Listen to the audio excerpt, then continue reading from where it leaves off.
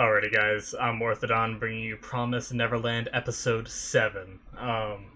So last episode was a pretty good one. I think I remember it being more of like a builder. It was I guess it did have a lot of interesting points. We learned I really liked the Morse code thing. I almost forgot about that. The Morse code in the books was amazing. We had the tension between Dawn and them being in the room. I believe that was the last episode, right? Because the previous episode left on the cliffhanger of someone opening the door and ended up just being the little kid, which I have theories about as well. I forget his name, but then then they stole the key and they went into Mom's side room.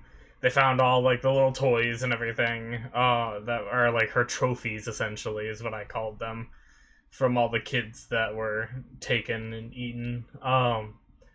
But the whatchamacallit, towards the end, we were left with a slight cliffhanger, which we've known that Krone and Isabella know who the people are that know the truth. But Krone confronted them, said, "I know you guys know, I heard you, would you like to team up?" And now, I'm pretty sure she's lying about the team up. I don't think she actually wants to team up. If they agree, I think they're gonna get screwed over somehow. But it's very interesting stuff. We also had a little bit of redemption for Dawn. I don't think it's that easy to get over his emotions and everything. I feel like he's still gonna be more emotional and maybe hinder the mission in some ways, but he, realized his problems and kind of addressed them a bit, so that's good. But yeah, it's a very interesting stuff, and I'm looking forward to the next one. Real quick, something I had wrong with my Patreon is I don't think it was letting you guys sign up right now. I think it was gonna force you to wait until the beginning of the month and then it would charge you. But not that I expect anyone to have tried, but in case anybody had tried and you weren't able to subscribe right away, you can check back again. You should be able to do that right now. It should have the immediate charge thing set up. Sorry about that if any of you guys did, and sorry I wasted your time if no one did.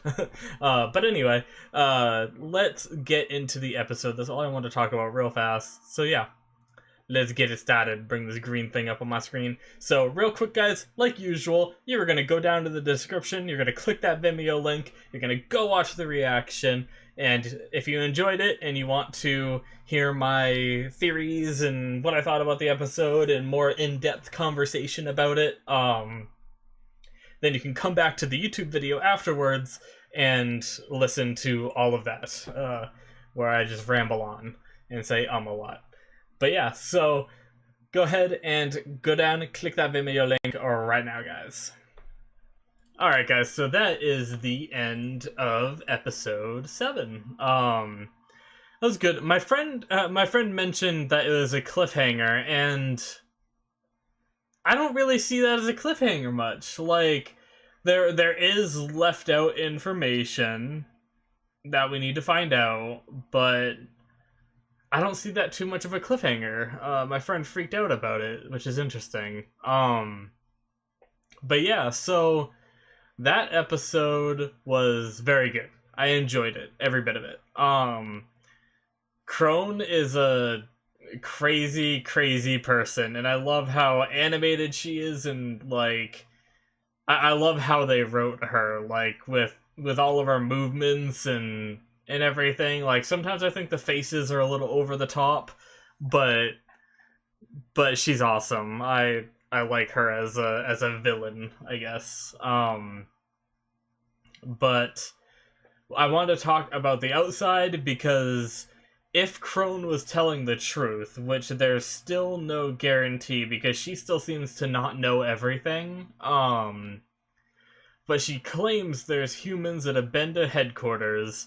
They're the ones that bring the clothes and stuff, and they're on equal footing with the monsters, which, if that is true, that was one of the theories I had a while ago, was that, I think it was like one of the first episodes, I came up with a bunch of different theories of what the outside could be like.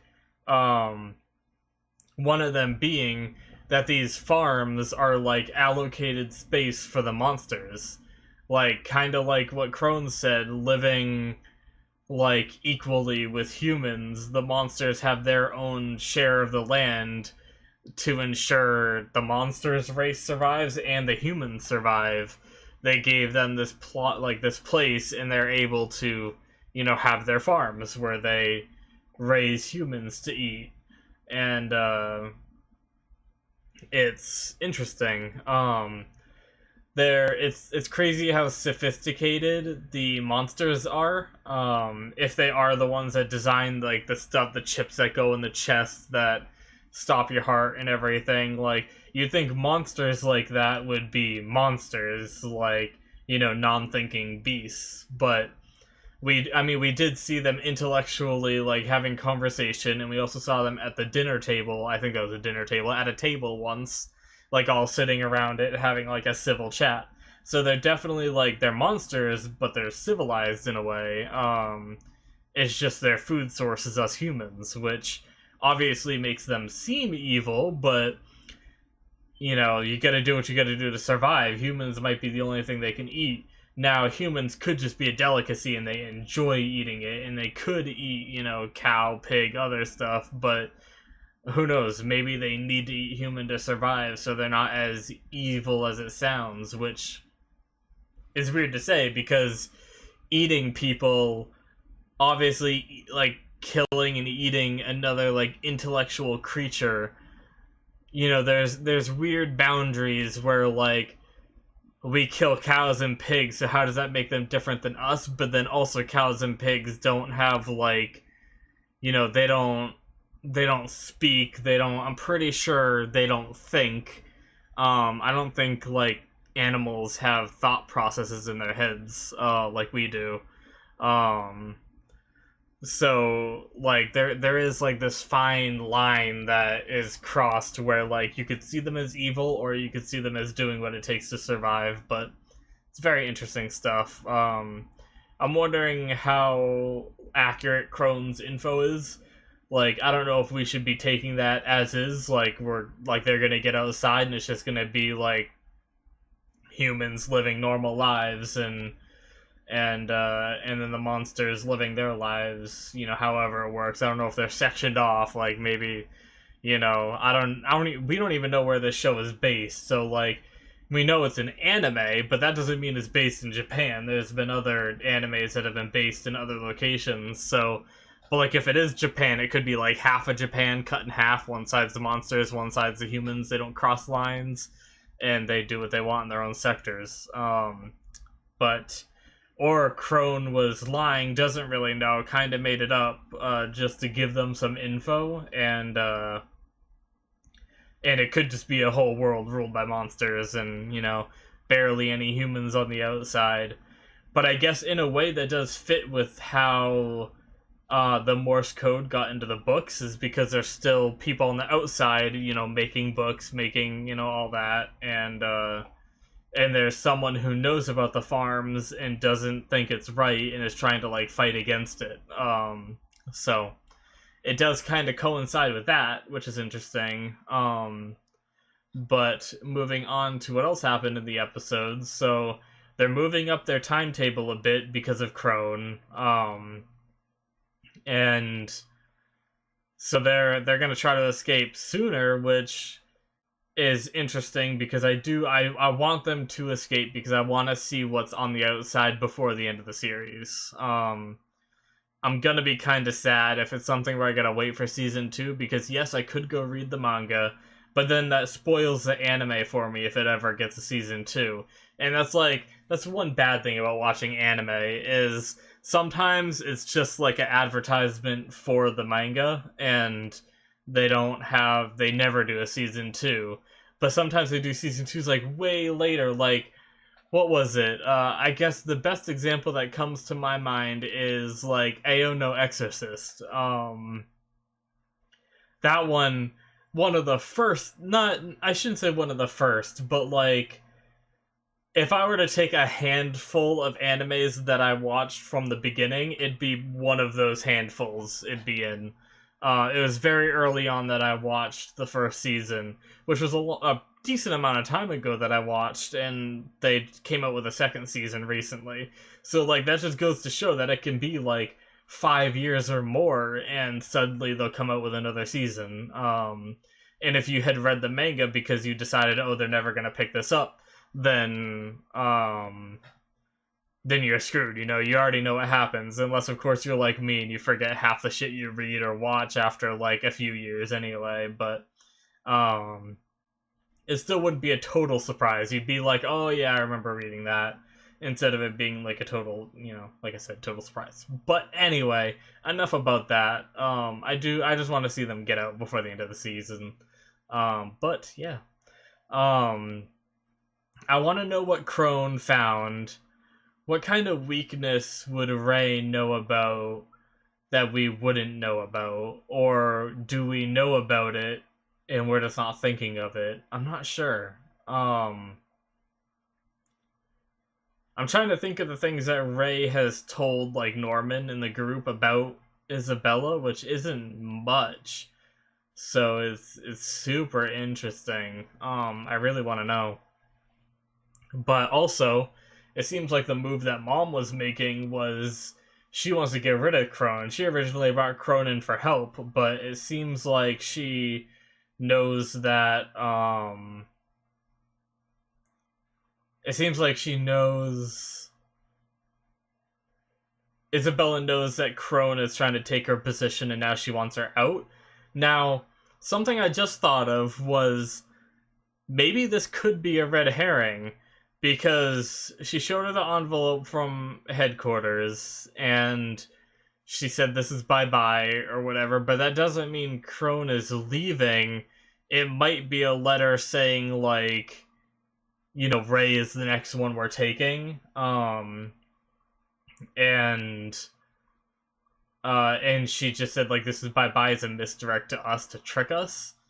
But unless like I read those, and if I'm remembering the subtitles wrong, it might have been more direct showing that like she leaves, but she also freaked out in a way that wouldn't be as freaking out if it was Ray that was leaving. I don't think she'd like act that way, so I think it might be her leaving, but I'm interested about that. I guess in that regard, we don't know what either note says. The one that was left underneath the nightstand and the one that was brought from headquarters. Both notes we don't know. So in a way, my friend's cliffhanger, you could see it as that. But it's very interesting.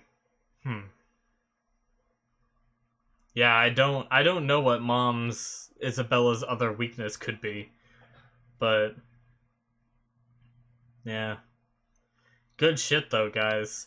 That was a good episode. I'm not sure that I have much else to say because I just my little brain can't come up with the ideas that could be her weakness that we've already seen, you know, like obviously you could make up anything, like, and if it's something made up that wasn't hinted at before, then you know, you could go on for days guessing what her possible weaknesses could be, you know, but I have no idea. Like, out of what's been hinted, we don't know a lot about Isabella, unless, like, Krone doesn't know about the side room.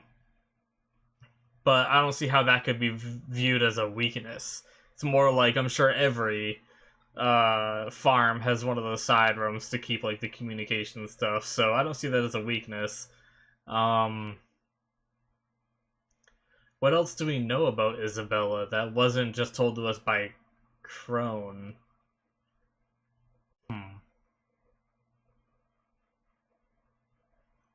No idea. But yeah, so I guess that's probably it for this episode. I feel like my discussion was a little short for this one, but I don't really have much else to say, so it's not like I can just keep rambling. But thank you guys for watching, and I look forward to the next one. I look forward to find out more information, find out more about the outside and everything, and all that. So hope you guys enjoyed, and see you in the next one. Bye bye.